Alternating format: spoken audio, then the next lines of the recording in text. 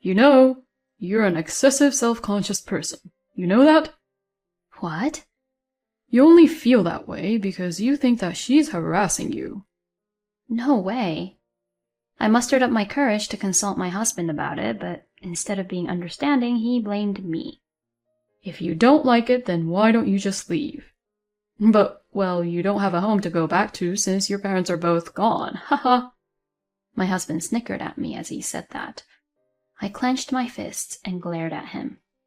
Fine, I'll go back to my parents' house. My name is Gloria. I am 30 years old and I work in a company. It has been 2 years since I married my husband, Manny. I first met Manny while I was at work. We were both in charge of a project together. And since we began working together many times, we gradually became closer. My husband was 3 years older than me, and I was attracted to him early on, partly because he was much more mature and stable. When a project we were working on together came to a close, he invited me to dinner, and we began seeing each other privately as well. Not long after that, we started dating and got married a year later. One of the reasons I decided to marry him was because of his kindness. My mother died when I was very young, and my father also died of illness when I had just started working. My parents were originally from the countryside, and I hardly had any connections with our relatives, so I had no one to rely on and was left on my own. My husband felt sorry that I had no parents and often took me to his parents' house for dinner. My in-laws were very kind, and my mother-in-law, Tessa, told me that they had always wanted a daughter, and I felt the warmth of family for the first time in a long time. After that, I visited my parents-in-law's house several times, and each time they were kind to me, so I thought I could build a good relationship with them even after marrying Manny. And even after we got married, I visited my parents-in-law's house regularly. My in-laws never changed their attitude after I married my husband, and they always greeted us warmly. Oh, I am so glad that you married Manny, Gloria. I was worried about him because he is my only son, and it was hard to find a good wife for him. Thank you so much. I was really happy to hear that from my in-laws. But then something very sad happened. My father-in-law fell ill and passed away. When my husband and I rushed to the hospital room, Tessa was all in tears. My husband was also really shocked by the sudden event. I had thought I had found a family again, but I was so sad to have lost one so quickly. Tessa was so depressed that she was not going to be able to prepare for the funeral. I took over for her and proceeded to make arrangements for the funeral. I wanted to do whatever I could do to help her. My husband and I made the funeral arrangements together, and we were able to hold the funeral without any issues. Many people attended my father-in-law's funeral, and everyone gave him a good send-off, saying their goodbyes. And when the funeral was all over, my husband said this to me. Since Mom must be lonely on her own, why don't we move in with her? It was a proposal to move in with Tessa. Normally, I would have hesitated, but I immediately agreed to move in with Tessa. I had a good relationship with her, and I had no parents who I could take care of. I wanted my husband to take care of Tessa as much as possible, and I was willing to help him achieve one of those things by moving in with Tessa. My husband was very happy when I agreed to his suggestion. Thank you so much, Gloria. Now I won't have to make my mom feel lonely. Soon after, we moved to Tessa's house and started living together with her. Even after we started living together, Tessa was really kind. I made fried chicken today. Wow, it looks very delicious. You're always working so hard. Eat up. Thank you so much. Like this, we were spending happy days as a family. But little by little, Tessa's attitude started to change gradually. Oh, Gloria, you're getting in bath right now? Huh? Yes, that's what I was planning to do.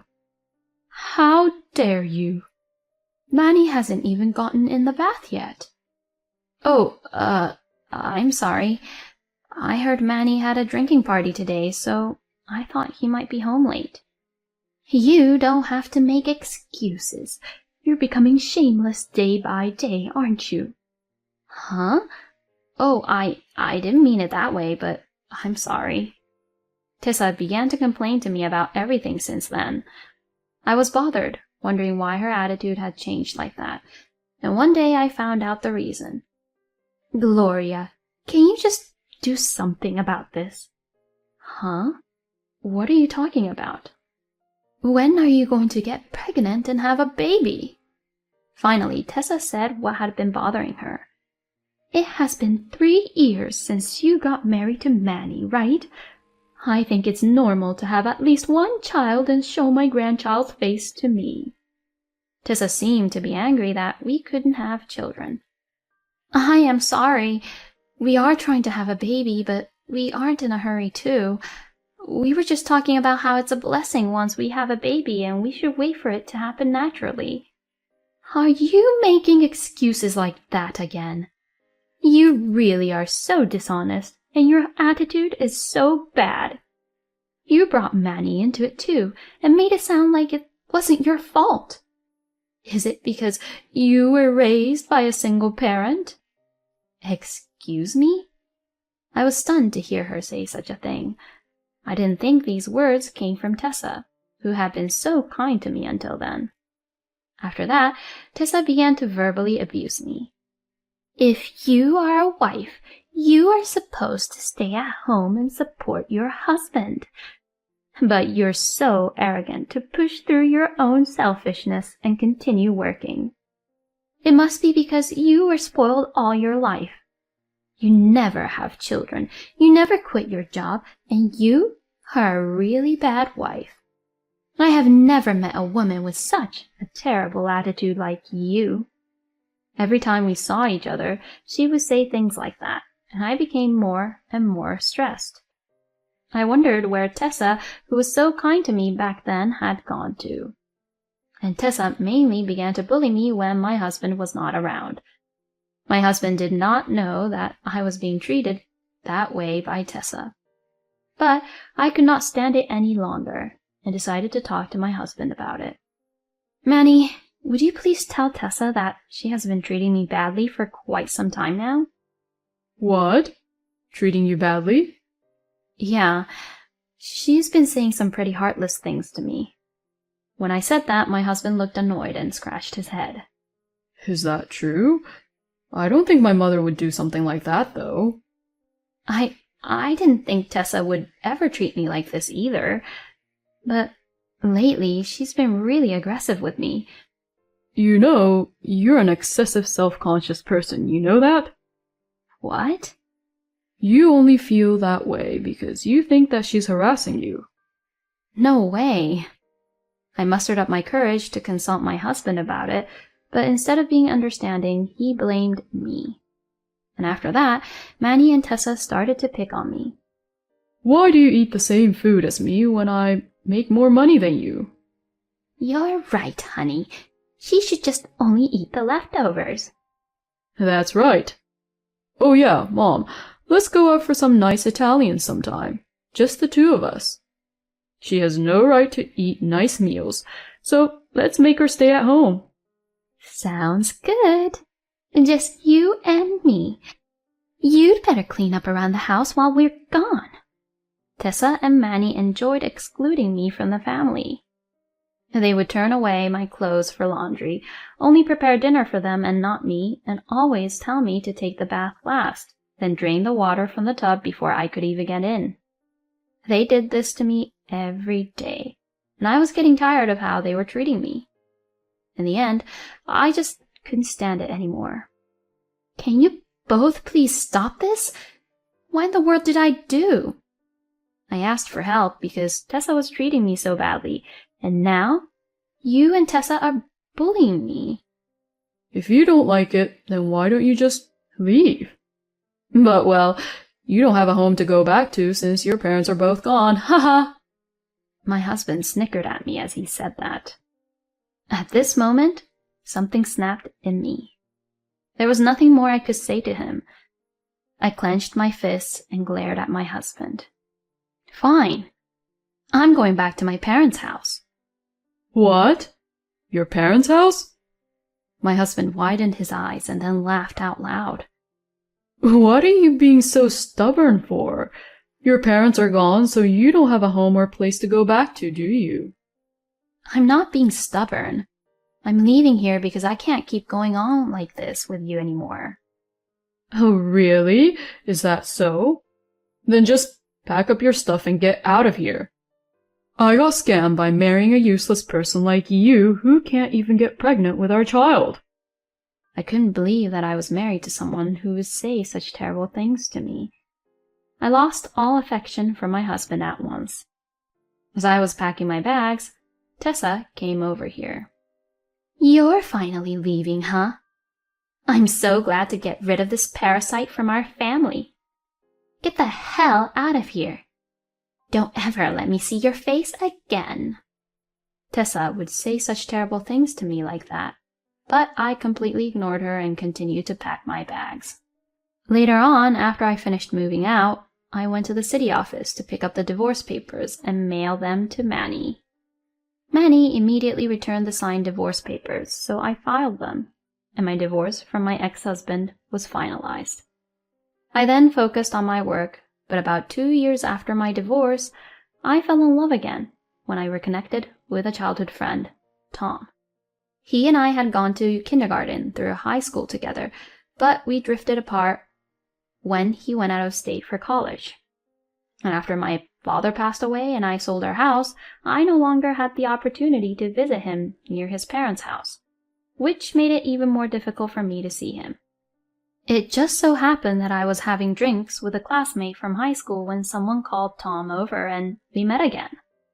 Then we catched up, talked about what was happening in our lives, and we started seeing each other as well. After that, we began to go out, and then found out that I was pregnant. So we decided to get married, even though pregnancy came first. I had met his parents many times since I was a child, and they treated me as if I were their own daughter. We then bought a house and lived happily together with our newborn child.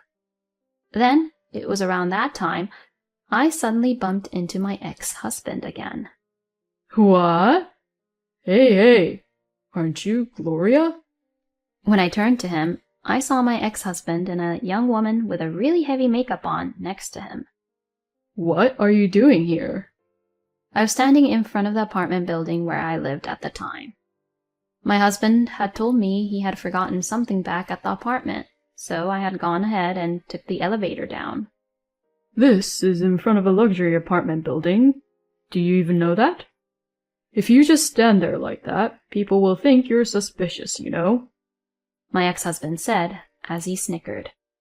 The young woman next to him also said, I mean, you already look like a suspicious person. We just met, and she was already being rude to me like that. I ignored her, but my ex-husband didn't like it and began to pick on me. Hey, how dare you ignore me? I'm sure a poor and parentless person like you lived a miserable life in a really cheap apartment anyway, right? My ex-husband began to assume such things about me and began to bully me once again. Then finally, Tom came out from the entrance. I'm sorry, Gloria. I went back inside since I realized I forgot to bring extra diapers. So that's why you were late, huh? Huh? Do you know these people? He's my ex-husband. It seems like he happened to walk by here and began to pick on me. If you hadn't forgotten something, I wouldn't have had to see that prick's face. I'm sorry. I'm just joking, honey. It's true that this guy is a prick, though. I looked at my ex-husband contemptuously. My ex-husband's face turned pale when he found out that my current husband came out of the apartment and that Tom and I were living in the same apartment and even had a child together. You're living here? Plus, you have a child. Yes, I am. Manny was in shock. I guess he was shocked that I, whom he had made fun of earlier, was more successful than he was. And since it was a good opportunity, I told him something. By the way, when I left your parents' house, I really actually had a family home to go back to. My father was a wealthy man and owned several properties. Before he died of illness, I inherited his properties so that I could receive the income made from his properties. The family home that I lived in with my father was already sold when he died, but it sold for thousands of dollars, so I had a good amount of savings. When I left, I lived by myself in one of the rooms of the rental apartment my father owned. No way. You're wealthy? Why didn't you tell me that when we were married? Oh, I don't know.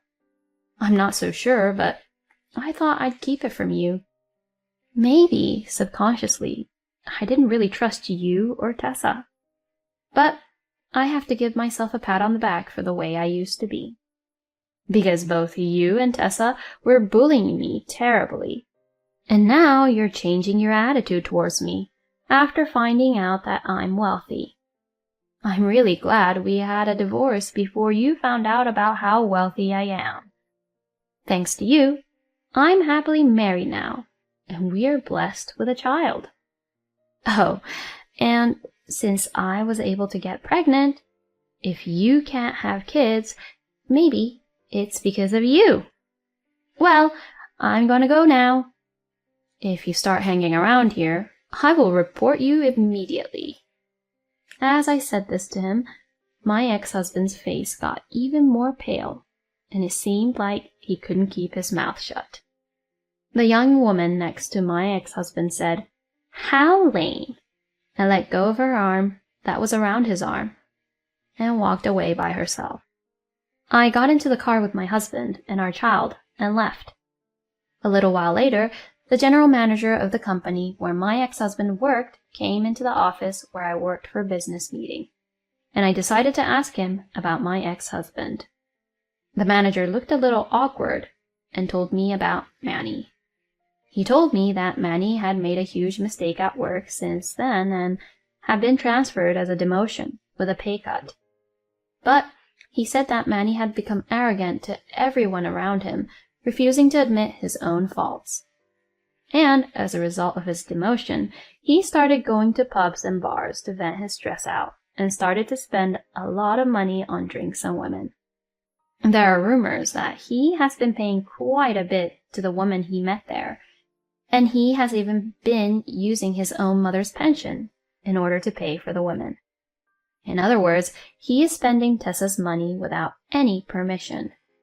But Manny was still unable to do his job properly, and the company was wondering when to fire him. And it was around that time Manny began not coming to work, without any prior notice. So the company fired Manny. When I asked him when he began to do that, it was right around the time when my ex-husband and I met again. I was sure that he had paid a lot of money to that woman at that time and had been dumped by her. So he stopped coming to work because he got depressed. Tessa probably would never have thought that her own son would become unemployed, being fired from his job, and that he would just be all depressed in his room. I think it's nice that my ex-husband took the fall on his own. And I think I'll forget about my ex-husband now and live happily ever after with my current husband and our sweet little child. Thank you for watching until the end. Please subscribe to our channel. See you in our next video.